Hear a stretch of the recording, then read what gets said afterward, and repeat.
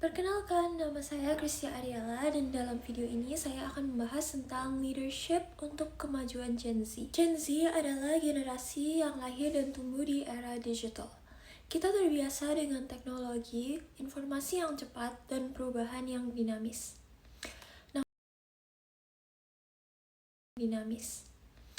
Namun, di tengah semua keunggulan tersebut, muncullah pertanyaan penting. Apakah Gen Z sudah siap menjadi pemimpin di masa depan? Leadership bukan hanya tentang jabatan atau posisi formal. Leadership adalah kemampuan untuk memengaruhi, menggerakkan, dan membawa perubahan positif bahkan dari lingkup yang kecil. Secara umum, leadership atau kepemimpinan adalah kemampuan seseorang untuk mengarahkan, membimbing, dan menginspirasi orang lain dalam mencapai tujuan bersama. Di masa lalu, kepemimpinan sering dikaitkan dengan kekuasaan dan otoritas. Namun saat ini konsep tersebut telah berkembang. Leadership modern lebih menekankan pada kolaborasi, empati, komunikasi, dan kemampuan beradaptasi dalam perubahan. Orang pemimpin bukan hanya orang yang memberi perintah, tetapi juga yang mendengarkan, belajar, dan bertanggung jawab atas keputusan yang diambil. Untuk menghadapi tantangan masa depan, Gen Z perlu mengembangkan beberapa karakter kepemimpinan. Yang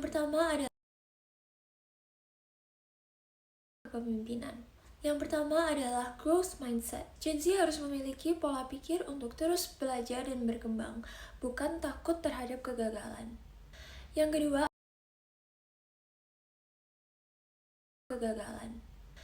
kedua adalah kemampuan berpikir kritis. Di era yang banjir dengan informasi, kita harus mampu memilah informasi yang benar dan membuat keputusan yang rasional.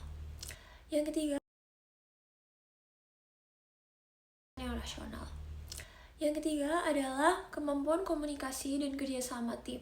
Dunia kerja dan organisasi saat ini sangat menekankan kolaborasi lintas bidang dan lintas budaya. Yang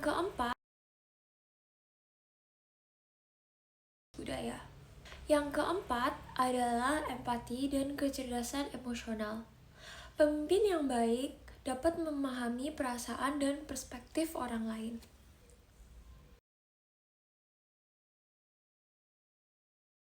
Tantangan masa depan tidak sederhana. Persaingan global semakin ketat, perubahan teknologi semakin cepat, dan masalah sosial semakin kompleks. Jika Gen Z hanya menjadi penonton, maka kita akan tertinggal.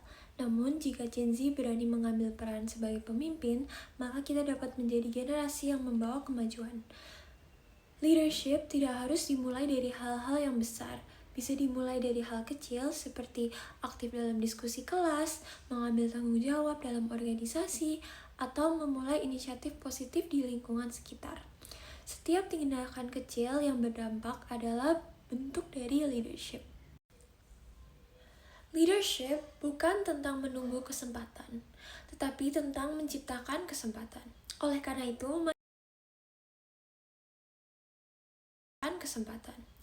itu, mari kita mulai dari sekarang. Mulai dari diri sendiri, mulai dari lingkungan terdekat.